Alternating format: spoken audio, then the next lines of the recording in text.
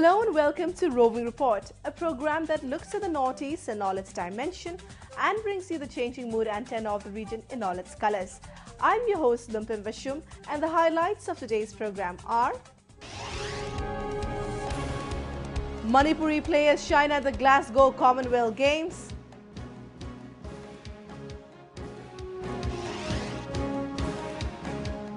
The handloom sector provides employment to many a woman in Manipur.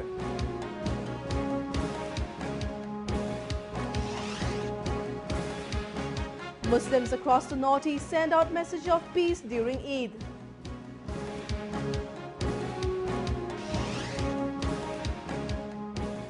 And Northeast cuisine catches the fancy of food aficionados in Delhi.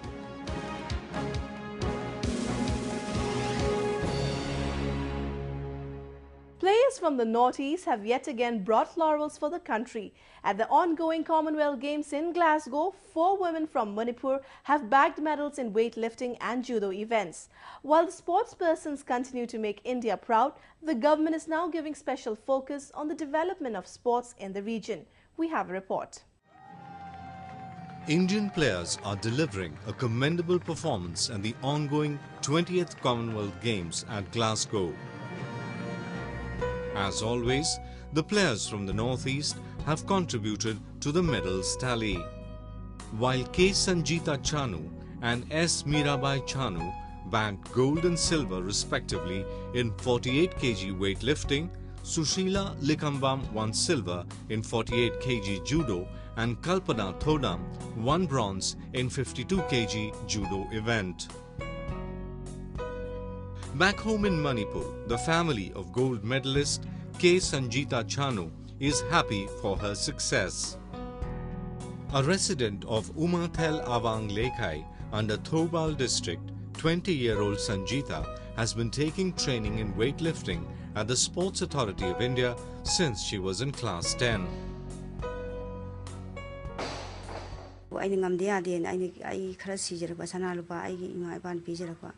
Asi loi na huyon thoi adegi aini ngamna ban maruk khom khangde kai da khangde ai ngamna ba sakti thok tawraga ai ngamna ba sakti ji mapan phangbo paisa khara sina mayam se hon de adi habagi hon yam wana hon jai mana phaba urupada ai wakhan ji har yam jo haraw yam jo kamni. I'm very happy after seeing that. I watched night also that yesterday night. I feel very happy to see the Korea winning medal. Manipur Chief Minister O. Ibobi Singh has announced cash awards for the 4 medalists from the state. The Northeast region is an acknowledged powerhouse of sports. The government is now giving emphasis on developing sports infrastructure and providing greater encouragement to the budding players in the region. Manipur is always doing well, particularly in the entire Northeast. They have been always in the forefront in achieving those medals and all at the different level of competition. So that's why our Honorable Prime Minister has, taken a very strong stand by, making a provision to create a sporting environment in the region. This year's budget has also laid special focus on developing sports in the region by allocating 100 crore rupees for a sports university in Manipur. Recently, a public discussion on the concept of sports university was held in Imphal and was attended by several sports personalities and academicians. मैं बहुत खुश हुआ और जितना जो मणिपुर का जो below poverty line में जो खेलने वाला बच्चों को बहुत खुशी हुआ और जो कोचेस को भी बहुत खुशी हुआ क्योंकि जो मणिपुर में पहले ऐसा फैसिलिटी नहीं मिला था तो इस बार जो है बीजेपी गवर्नमेंट आने के बाद जो है अभी जो 100 करोड़ के लिए स्पोर्ट्स यूनिवर्सिटी के लिए जो सैंक्शन किया है इससे जो आने वाला जो मेजर कंपटीशन जो इंटरनेशनल जैसे कि जो एशियन गेम कॉमनवेल्थ गेम अभी चल रहा है और ओलंपिक में हमारा मेडल और ज़्यादा ले सकेगा ये मेरे hope. Players from the Northeast region have time and again shown their mettle at the international level. especially in sports like weightlifting, boxing, judo and football.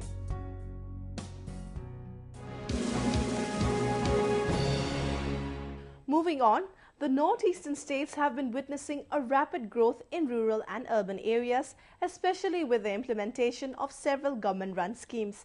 Let's focus on the changing scenario in the region with our segment Ripples.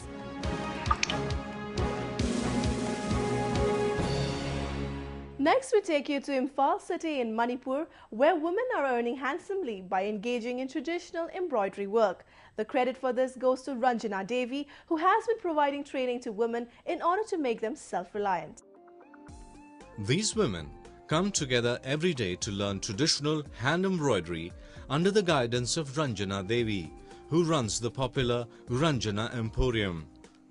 At present, 20 women are undergoing training at the workshed at Wangkhe Thambalkhong and produce bed sheets, pillow covers, curtains, saris and other clothes. After completion of training, the students can either continue working at the emporium or work from home.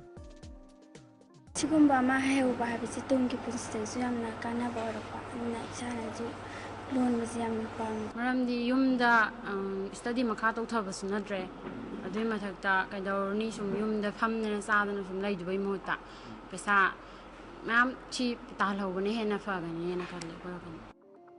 50-year-old Ranjana Devi, who is one of the most sought-after handloom designers in Manipur, has empowered over 1,000 women. She has her own emporium at Sagolband Moirang Leirak in Imphal West, where she sells a variety of products. Her handmade items are high on demand amongst the locals as well as outside the state. She has received numerous awards, including the Successful Women Entrepreneurship Award for the year 2013. Khoigi Manipur gi semitlon sidasu khoigi helum handicrafts na chawba khoigi ka hetar senthok lambi ama khoigi thabak phangdriba naharon mayam sida supi bangambagi eno mo oiba thaba mo oiba aduna khoina helum handicrafts ne hena physical gi naharon sing thabak phangdraba naharon mayam sing sida su thabak pi boina ai isa gi su pamjaba moina in helum handicrafts sida jangjarapa. Ranjana not only provides employment to the women folk but also helps promote the traditional hand embroidery of Manipur in other parts of the country.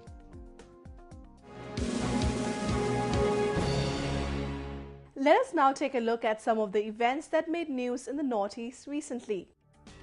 24 militants of the Achik National Volunteer Council breakaway were recently arrested from their camp in Meghalaya's West Garo Hills. A huge cache of arms was also recovered from their possession.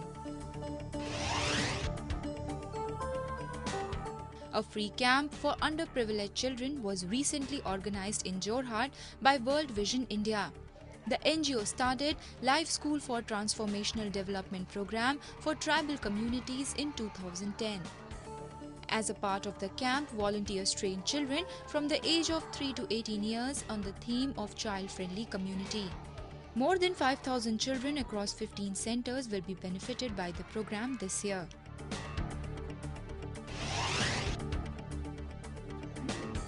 A documentary on Meghalaya's Khasi tribe titled Where the Clouds End was recently screened at the Indian International Center in capital New Delhi.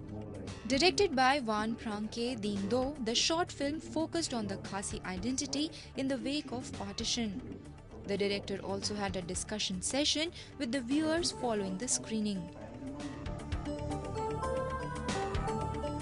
This kind of films could do a lot, could play an important role in demystifying many of the histories that had passed down to us, and I think it will pave the way for say a better Shillong, a better Meghalaya. Members of more than 1,200 self-help groups under the Joint Forest Management Committees and Eco Development Committees participated in a one-day seminar in Agartala recently. The objective of the seminar was to include the people at the grassroots level in the planning process. Most of these SHGs consist of tribal jhum cultivators who were once totally dependent on the forest but at present are making a living through various projects of sustainable livelihood. Various items manufactured by the groups out of forest byproducts were also put on display.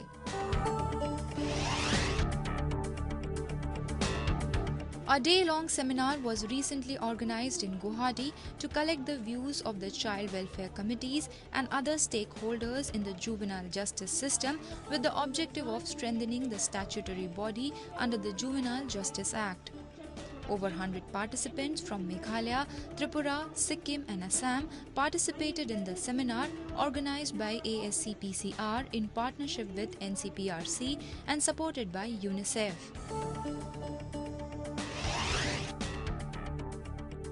In a joint operation by the local police and Assam Rifles, a huge cache of arms and explosives was recovered recently from a house in Assam's Nagaon district. According to the police, the explosives were meant to be used for blowing up a railway line before the Independence Day. Festivals play an important role in bringing together people and fostering a spirit of brotherhood. The holy festival of Eid was celebrated across the Northeast with much fervour. Take a look. Praying for peace and brotherhood. A large number of Muslims gathered at the Geru Mia Mosque in Agartala to offer prayers on Eid ul-Fitr, the end of holy month of Ramzan. They exchanged greetings and embraced each other. The message was to promote peace and tranquility in the region and the entire country. This is a festival of brotherhood. This is a festival of happiness. This is a festival of togetherness to everybody, to every Indian. In Guwahati, city of Assam, similar spirit of celebration was witnessed as people gathered in large number for namaz at the Maskova Eidgah field. This is one occasion से हम लोग सब शांति चाहते हैं and अभी कहीं कहीं जगह पे कुछ दंगा हो रहा है, कहीं फसाद हो रहा है, तो ये सब नहीं होना चाहिए. हम लोग के सभी धर्म के हम लोग यहाँ रहते हैं, हम लोग पूजा भी मानते हैं, दिवाली भी मानते हैं, होली भी मानते हैं और ईद भी मानते हैं. अभी हमने भी कितने सारे दोस्त हैं जो सुबह ही से लगे हुए हमको विश करने में. तो नॉर्मली ये है कि ये शांति पैगाम होता है. सभी ओकेजन में या फेस्टिवल में ये शांति का ही मैसेज होता है. The mosques in Manipur bore a festive look as people gathered since early morning to offer the special prayers. A large percentage of Muslim population resides in Manipur and they all came together on this occasion to take part in the ceremonies and feasts along with other communities and tribes. तमाम जितने भी लोग हैं देश के, उनको मैं ये संदेश देना चाहता हूँ कि नफरत को भूलकर प्रेम से रहने के लिए हमको ये ईद शिक्षा देता है. इसके लिए मैं भगवान से, खुदा से, अल्लाह से सबसे दुआ करूँगा कि मेरे जितने भी लोग हैं, समझदार भाई बहन हैं, जो भी हैं, वो नफरत भुलाकर अपने देश के लिए, उन्नति के लिए काम करें. The Northeast region is home to various indigenous tribes and religions who celebrate their festivals and fairs together in harmony.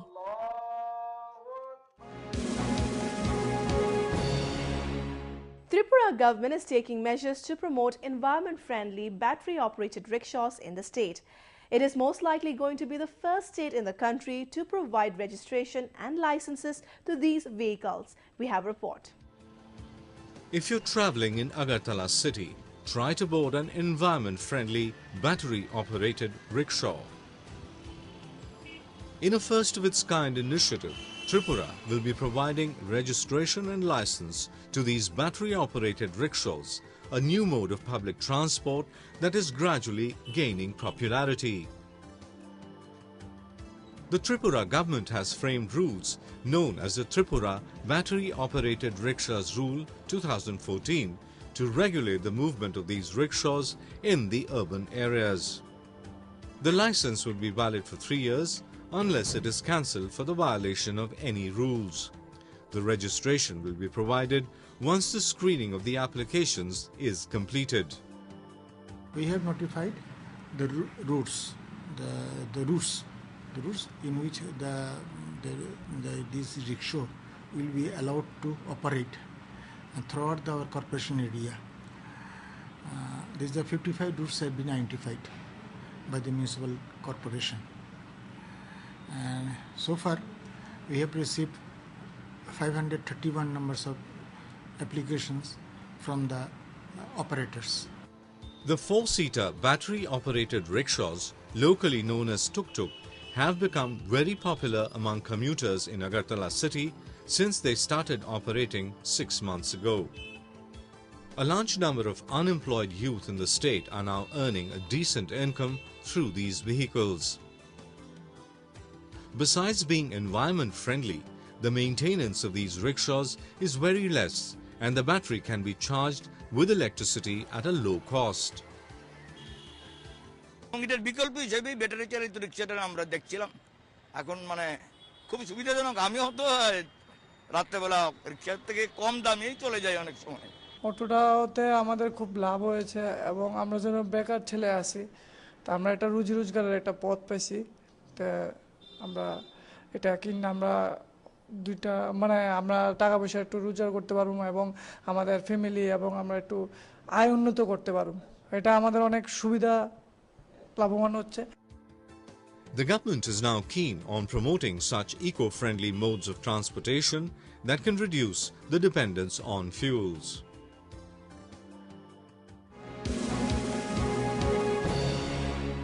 A large number of food outlets serving the indigenous food from the country's northeastern states have mushroomed in the capital city. Today we take you to one such outlet in South Delhi where a Mizo couple from Manipur serve the traditional cuisines from the region. Let's check it out. Home to a large number of people from the northeastern states, New Delhi has become a hotspot for indigenous cuisine from the region. In South Delhi's Green Park area, among the many popular northeast restaurants is Roving Cafe.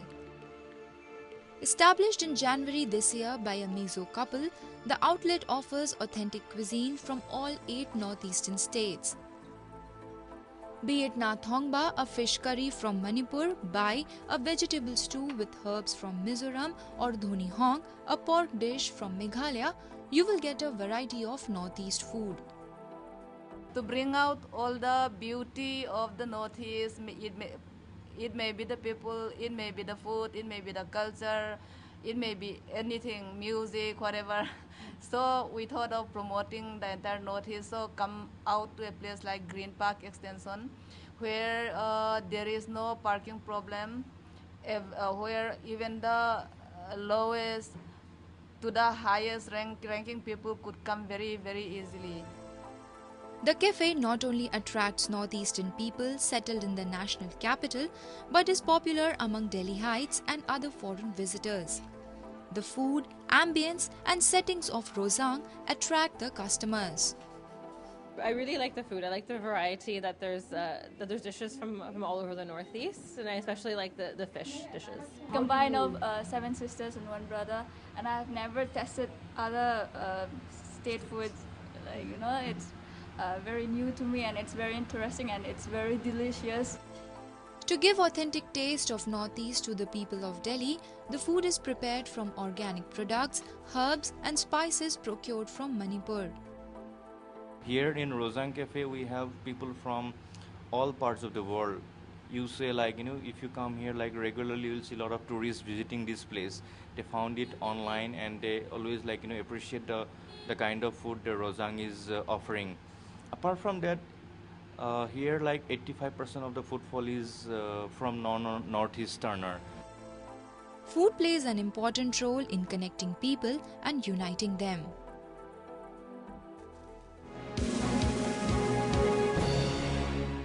With that, we have come to the end of this episode of Roving Report. I'm your host Limpim signing off.